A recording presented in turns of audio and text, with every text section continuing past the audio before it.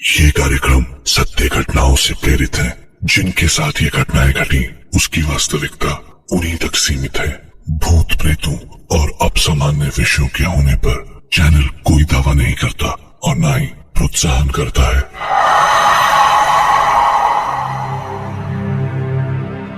कहते हैं कल्पना हकीकत से ज्यादा बड़ी और अद्भुत होती है, लेकिन सच और सपने के बीच का फासला भी बहुत कम होता है।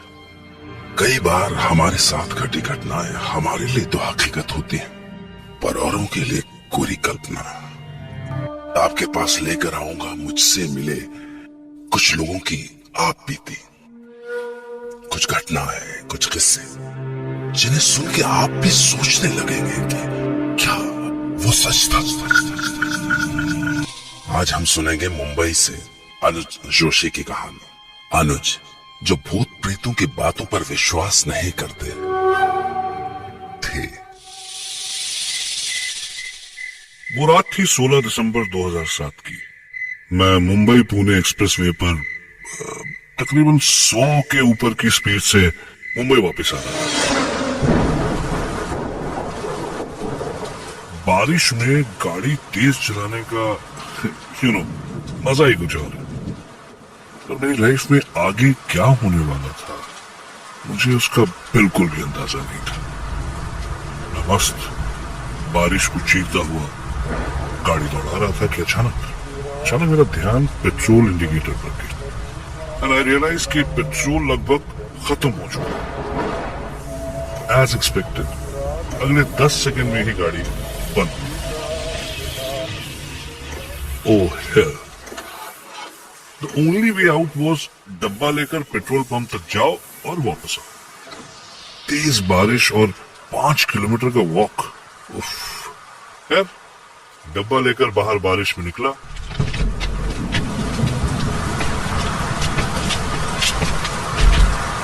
भगवान का नाम लिया और चल। तब लगा जैसे भगवान ने मेरी सुनी, क्योंकि 10 कदम ही चला था कि देखा कि पीछे से एक गाड़ी चल रही है। मैंने लिफ्ट मांगी और गाड़ी रुक गई। तो मैंने कांच पर नॉक किया होपिंग कि मुझे लिफ्ट मिल जाए, लेकिन जब कांच नीचे हुआ तो पता नहीं क्यों एक अजीब सा डर लगा।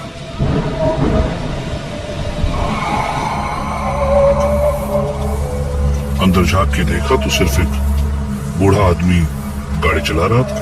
नीला सूट, नीली हैट और बड़ी बड़ी आंखें। हेलो, मैंने कहा। वो आदमी मेरी तरफ मुड़ा और मुस्कुराया, लेकिन वो मुस्कान बहुत अजीब सी थी, ऑलमोस्ट क्रीपी। और तब उसने अपना मुंह खोला और उस आदमी की आवाज सुनकर ऐसा लगा मानो किसी ने मेरी पीठ पर बर्फ डाल दिया। उसने कहा, सच एक बार मन में आया कि तुरंत यहां से भाग जाऊं, पर मैंने अपने आप को संभाला और कहा, सर लिफ्ट मिलेगी, मुझे आगे 5 किलोमीटर तक जाना है पेट्रोल पंप तक। उस आदमी ने अपनी उसी ही पतली और अजीब सी आवाज में जवाब दिया,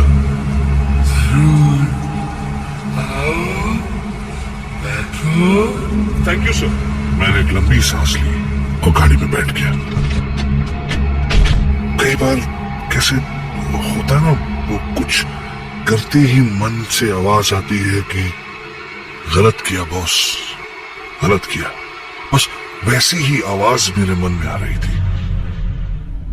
मैंने फाइनली कहा, हेलो सर, मेरा नाम अनुज है। फ्रेडी। ओके, हाय फ्रेडी। वो मेरी तरफ देखकर मुस्कुराया। पतले से सूखे हुए होंठ और पीले रंग के टेढ़े मेढ़े दांत। मेरी तरफ मुस्कुराने के बाद फ्रेडी डिकोस्टा फिर आगे देखने लगा। धीरे धीरे मेरा डर बढ़ने लगा। फाइनली बातचीत करने के इंटेंशन से मेरे मन में जो आया मैंने कह दिया। आप बहुत खुश लग रहे हैं मिस्टर फ्रेडी। ओह यस, बहुत खुश हूँ। मैं कल सुबह अपने एक दोस्त से 4 साल के बाद मिलूंगा। अच्छा, देखो, ये है उसकी तस्वीर। और उसने मुझे एक आदमी की तस्वीर दिखाई। मोटा सा आदमी, उम्र लगभग 50। ओह, तो इसलिए फ्रेडी मुस्कुरा रहे थे। मेरे जान में जान आई। थोड़ा गिल्टी भी फील हुआ, लेकिन इससे पहले मैं कुछ कहता, सामने पेट्रोल पंप आ गया। मैंने फाइनली फ्रेडी से कहा, एक बार फिर से thank you sir. Oh sorry Freddy. That is all right. अगर तुम्हें कभी भी मुझसे बात करनी हो तो you can call me. और मेरे हाँ या ना कहने से पहले ही उसने अपनी जेब से कुछ कागजों का बंडल निकाला। काफी पुराने कागज थे वो, और उनमें से उसने एक कागज का कोना फाड़ा और उसमें लिखा फ्रेडी डिकोस्टा और अपना टेलीफोन नंबर और बैंड्रा वेस्ट का अपना एड्रेस। तो मुझे कागज दे दिया। मैं जैसे ही उतरा, उसने अपनी उसी डरावनी आवाज में कहा, फिर मिलेंगे।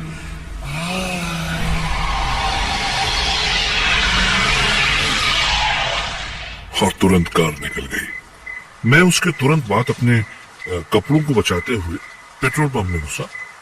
वहां खड़े पेट्रोल अटेंडेंट ने मुझे देखकर पूछा, क्या साहब, आपकी गाड़ी बंद पड़ गई है क्या? हाँ यार, तो अच्छा हुआ कि लिफ्ट मिल गई। लिफ्ट? का लिफ्ट साहब, आप कितनी दूर से चलते आ रहे? सही मायने में मुझे अब डर लग रहा था। भाई, मैं पेट्रोल पंप के सामने एक गाड़ी से उतरता हूँ और पेट्रोल पंप के अटेंडेंट को दिखाई नहीं देता। ये बात बहुत अजीब थी। मैं जैसे तैसे अपनी गाड़ी तक पहुंचा और गाड़ी चलाते हुए फाइनली घर आ गया।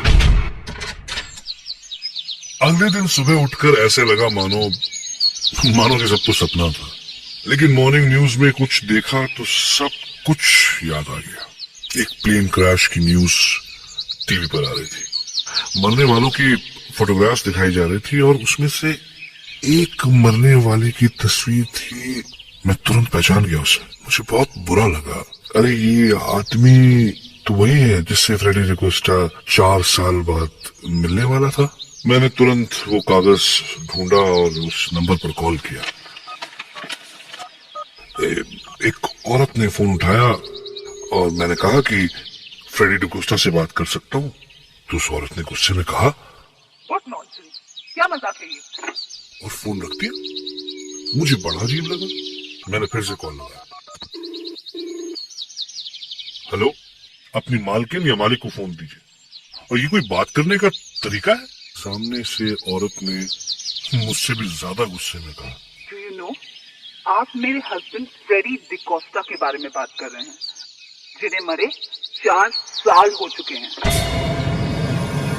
मुझे अचानक ऐसे लगा जैसे मैं अपनी सीट के अंदर ही धंसता जा रहा हूँ। कुछ समझ नहीं आया। गला सूख गया। कल रात जो मुझे मिला, कहीं वो फ्रेडी का? अब सिर्फ एक ही चारा बाकी था कि मैं उसकी बीवी से जाकर मिलूं।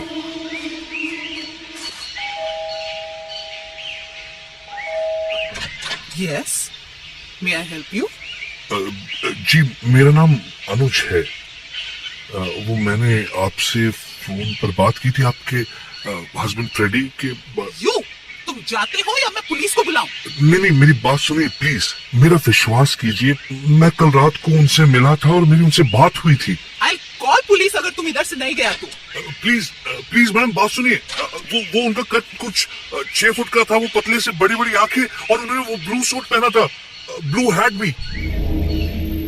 औरत तुरंत रुक गई, दरवाजा खोला और मुझे देखती रह गई और थोड़ी देर बाद बोली, मैंने दफनाते हुए यही कपड़े पहनाए थे उन्हें।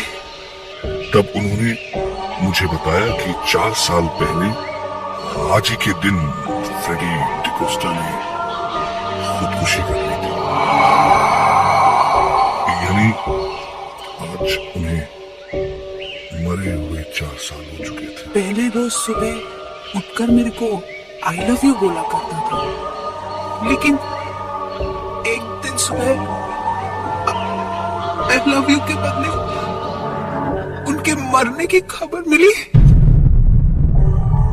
4 साल से तड़प रही हूं कि मेरा फ्रेडी फिर मेरे को आई लव यू बोलेगा। I was shocked. ये सब क्या हो रहा है? उनकी वाइफ मुझे उनकी कब्र तक ले गई। मुझे बहुत अजीब और बहुत ज्यादा डर लग रहा था। फ्रेडी के बारे में हर बात मिली, लेकिन एक चीज नहीं मिली, उनकी आवाज। उनकी वाइफ ने कहा कि हाँ, उनकी आवाज तो मैंने कहा एकदम अजीब सी, पतली सी और फटी हुई सी आवाज थी, राइट? तो उन्होंने कहा नहीं, उनकी आवाज तो मोटी थी। तब अचानक उनका चेहरा एकदम सफेद हो गया। उन्होंने कहा, तुम जानता है मेरा हस्बैंड कैसे सुसाइड किया? अपने गले पे गोली चलाकर। इसीलिए उनकी आवाज। मेरे चक्कर बढ़ते जा रहे थे। तब अचानक उनकी वाइफ ने मुझसे पूछा, पर आपको ये नंबर कैसे मिला? हाँ, उन्होंने मुझे वो कुछ कागजों का बंडल था उनकी जेब में, जिसमें से एक कागज फाड़कर उन्होंने मुझे दिया। अचानक उनकी आंखें और बड़ी हो गई और उन्होंने कहा, किधर है? किधर है? मुझे वो कागज दे दो अभी, प्लीज मुझे वो कागज दे दीजिए। देखिए इसमें लिखा है फ्रेडी डिकोस्टा, ये फोन नंबर और ये एड्रेस। उस कागज को उन्होंने कुछ ऐसे छुआ जैसे कोई बहुत कीमती चीज हो, और उन्होंने कहा, फ्रेडी आर्मी में था और मैं उसको हमेशा चिट्ठी लिखता था, और ये कागज तो। उन्होंने कागज को पलटा और पीछे उन्हीं के अक्षरों में लिखा था, आई लव यू, और वो रो पड़ी। मैंने वो कागज हाथ में लिया और ऐसे लगा जैसे उस कागज में इलेक्ट्रिसिटी थी। मैंने कहा, देखिए ना, इट्स एज इफ फ्रेडी 4 साल के बाद आपके पास आए हैं। वो आपसे कह रहे हैं। जब मैंने अपने अगले शब्द कहने के लिए मुंह खोला तो मेरी अपनी आवाज मुझे अलग लग रही थी। मैंने कहा, आपसे वो कह रहे हैं कि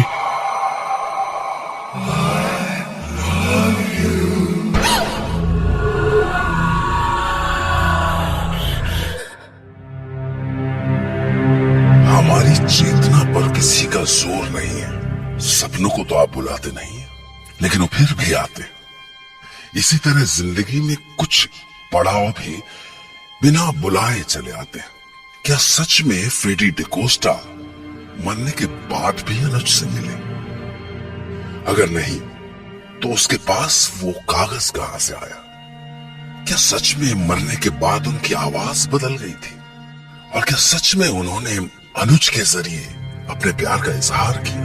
कुछ बातें हमें खुली आंखों से नहीं, खुले मन से दिखती हैं। ऐसे में दिमाग तो सन्न रह जाता है और मन में सिर्फ एक सवाल दे जाता है। खैर, आपसे फिर मिलूंगा एक नई सच्ची घटना के साथ।